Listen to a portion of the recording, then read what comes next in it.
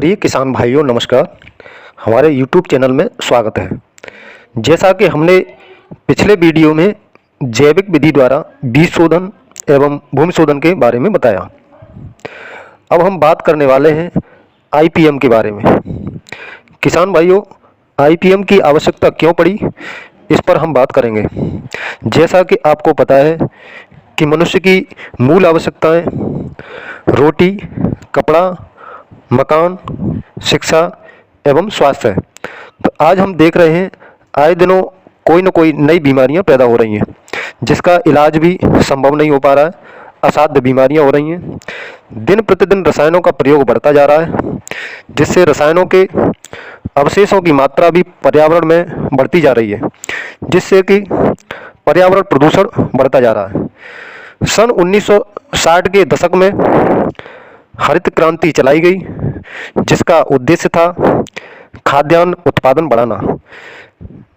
नई नई उन्नतशील प्रजातियां आईं, उर्वरकों का प्रयोग बढ़ा तो उत्पादन भी बढ़ा दिया। लेकिन आज पर्यावरण प्रदूषण एवं मानव स्वास्थ्य को देखते हुए गुणवत्ता की जरूरत पड़ने लगी। आंकड़ों की बात करें तो विश्व स्वास्थ्य संगठन के आंकड़े 1985 के अनुसार हर साल विश्व में 10 लाख लोग जहरीले रसायनों से प्रभावित हो जाते हैं, जिसमें से लगभग 20,000 लोगों की मृत्यु हो जाती है। डॉक्टरों विशेषज्ञों के अनुसार मनुष्य पर कई प्रकार के रसायनों से होने वाले दुष्प्रभाव सामने आए हैं, जैसे बेहोशी, चक्कर आना, थकान, सिर दर्द, उल्टी, छाती दर्द, कैंसर, मोतियाबिंद, अंधापन, दमा, उच्च रक्तचाप, दिल का दौरा इत्यादि। इन सब बुरे प्रभावों को ध्यान में रखते हुए विश्व के कृषि वैज्ञानिकों ने सलाह दी है कि किसानों को ऐसे सभी तरीकों के क्रमानुसार प्रयोग में लाने चाहिए जो उनकी फसलों को कीड़े तथा बीमारियों से बचा सकें तथा साथ ही पर्यावरण को भी प्रदूषित होने से बचाया जा सके। ऐसी विधि को ही एकीकृत नाशी जीव प्रबंधन यानी कि IPM नाम दिया गया। इस प्रकार हम परिभाषित करेंगे, एकीकृत नाशी जीव प्रबंधन एक ऐसी व्यवस्था है जिसमें फसलों को हानिकारक कीटों तथा बीमारियों से बचाने के लिए किसानों को एक से अधिक तरीकों को, जैसे व्यावहारिक क्रियाएं, यांत्रिक क्रियाएं, जैविक क्रियाएं तथा रासायनिक प्रबंधन, इस तरह से क्रमानुसार प्रयोग में लाने चाहिए ताकि फसलों को हानि पहुंचाने वाले नाशी जीवों की संख्या आर्थिक हानि स्तर यानी कि इकोनॉमिक इंजरी लेवल से नीचे बनी रहे और रसायनों का प्रयोग तभी किया जाए जब अन्य अपनाए गए तरीके सफल न हो। इस प्रकार हम बीज के चयन तथा बुवाई से लेकर कटाई तक IPM की विभिन्न विधियों के बारे में बताएंगे। नंबर 1, व्यवहारिक क्रियाएं या परंपरागत, जो हमारे पूर्वज करते आ रहे हैं। नंबर 2, यांत्रिक क्रियाएं, मैकेनिकल कंट्रोल। व्यवहारिक क्रियाएं यानी कि परंपरागत क्रियाओं द्वारा ऐसा परिवर्तन लाया जाए जिससे कीटों तथा बीमारियों को रोका जाए या कम किया जाए। ये विधियां हमारे पूर्वजों के समय से चली आ रही हैं, लेकिन आधुनिक रसायनों के आने से इनका प्रयोग कम होता जा रहा है। जैसे खेतों से फसल अवशेषों को हटाना यानी कि जलाएं नहीं, मेड़ों को साफ सुथरा रखना।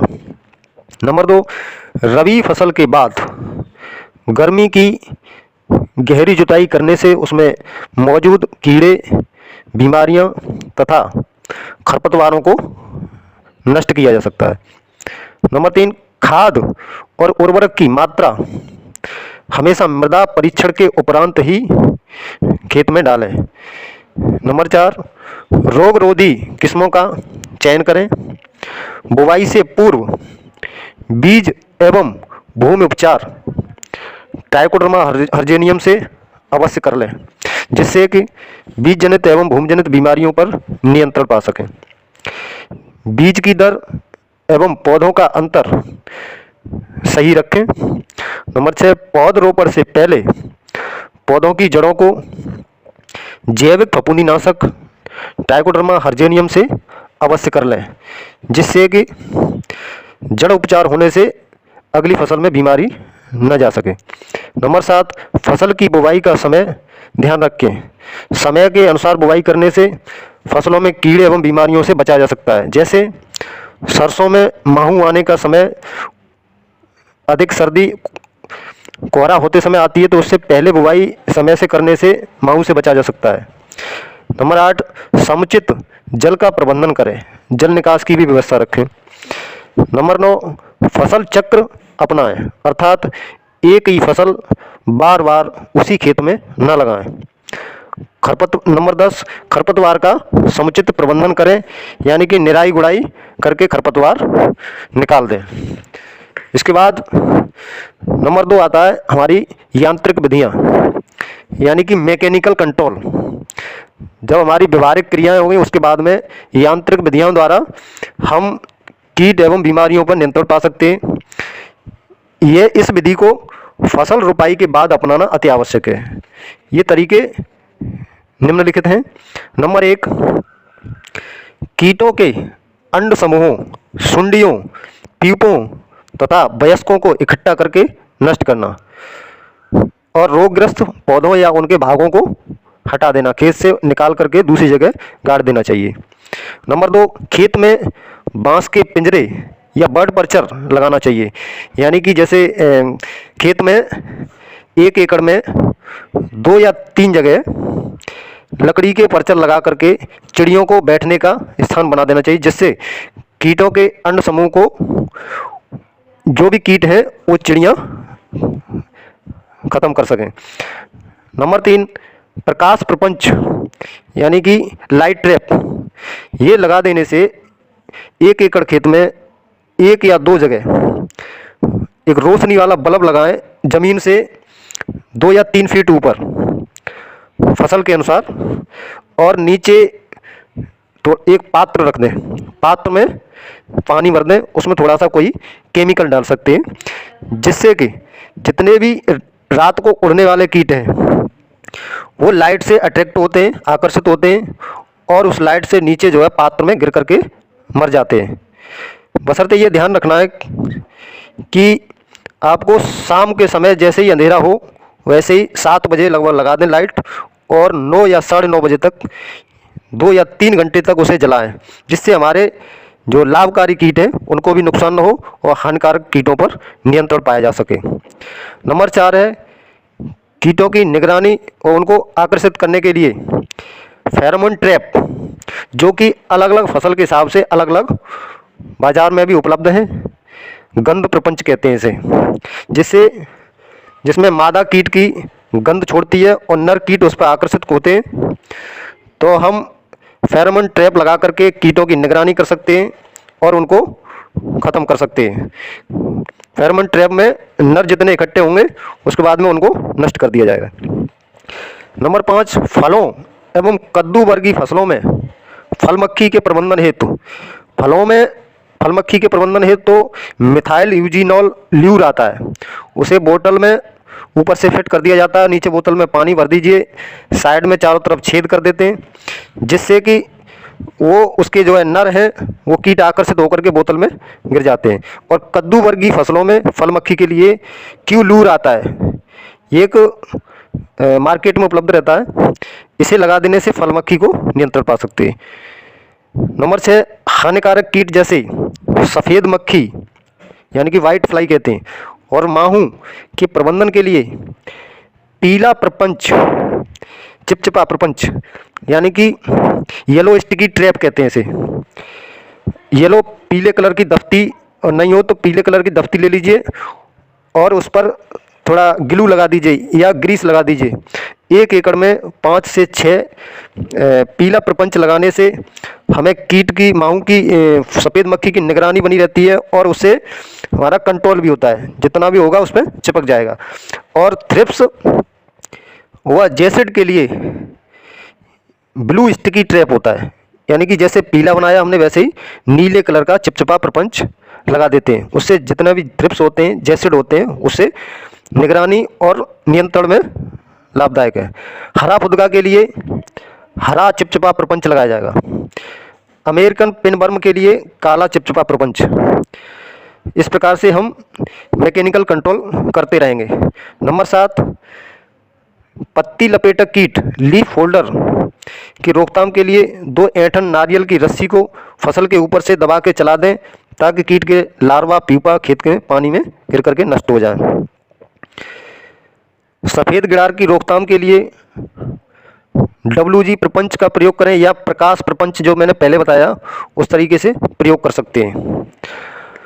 इसके बाद में यांत्रिक विधियों से हम जो है अधिक से अधिक कंट्रोल कर लेंगे। और नंबर 3 आता है जैविक विधि द्वारा बायोलॉजिकल कंट्रोल। बायोलॉजिकल कंट्रोल में क्या करेंगे? जैविक प्रबंधन में एकीकृत नासी जीव प्रबंधन का महत्वपूर्ण अंग है। इस विधि में नासी जीव व उसके प्राकृतिक शत्रुओं के जीवन चक्र, भोजन, मानव सहित अन्य जीवों पर प्रभाव आदि का गहन अध्ययन करके प्रबंधन का निर्णय लिया जाता है। विभिन्न नासी जीवों के नियंत्रण में प्रयोग होने वाले प्राकृतिक शत्रुओं का 3 प्रकार से। नंबर 1 है परजीवी यानी कि पैरासिटॉइड। नंबर 2 है परवच्ची यानी कि प्रीडेटर्स। नंबर 3 है रोगाणु यानी कि पैथोजन। 3 प्रकार से जैविक कंट्रोल किया जाता है हमें। पैरासिटॉइड, परजीवी कीट अपना जीवन चक्र दूसरे कीटों के शरीर में पूरा करते हैं जिसके परिणामस्वरूप दूसरे कीट मर जाते हैं। यह परजीवी कई प्रकार के हैं जैसे अंड परजीवी, प्यूपा परजीवी, अंडसुंडी परजीवी, वयस्क परजीवी। जैसे अंड परजीवी तुम्हारा ट्राइकोग्रामा जिसे ट्राइकोकार्ड कहते हैं। जो हमारे ये घर पे भी तैयार कर सकते हो लेकिन इसके लिए जानकारी अलग से देनी होगी। नंबर 2 परवच्छी यानी कि प्रीडेटर्स जो हमारे लाभकारी कीट हैं। परवच्छी अपने भोजन के रूप में दूसरे कीटों का शिकार करते हैं। ये नासी जीवों को खाते हैं जैसे मकड़ी है, ड्रैगन फ्लाई है, डैम सेल फ्लाई है,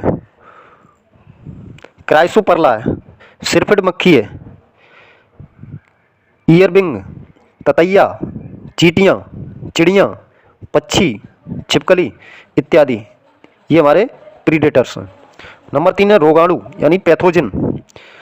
रोगाणु होते हैं सूक्ष्म जीव, हानिकारक कीटों में बीमारियां उत्पन्न करके उनको समाप्त कर देते हैं। रोगाणुओं की प्रमुख श्रेणियां अलग अलग हैं जैसे फफूंद। फफूंद में आपका आता है ट्राइकोडर्मा आता है, विवेरिया बेसियाना आता है, और बैक्टीरिया और वायरस। इसके अतिरिक्त सूक्ष्म यानी कि निमेटोड्स भी कीटों में बीमारियां उत्पन्न करके कंट्रोल कर लेते हैं। धन्यवाद किसान भाइयों। आगे इस प्रकार के वीडियो प्राप्त करने के लिए चैनल को सब्सक्राइब जरूर करें एवं बेल आइकन बटन भी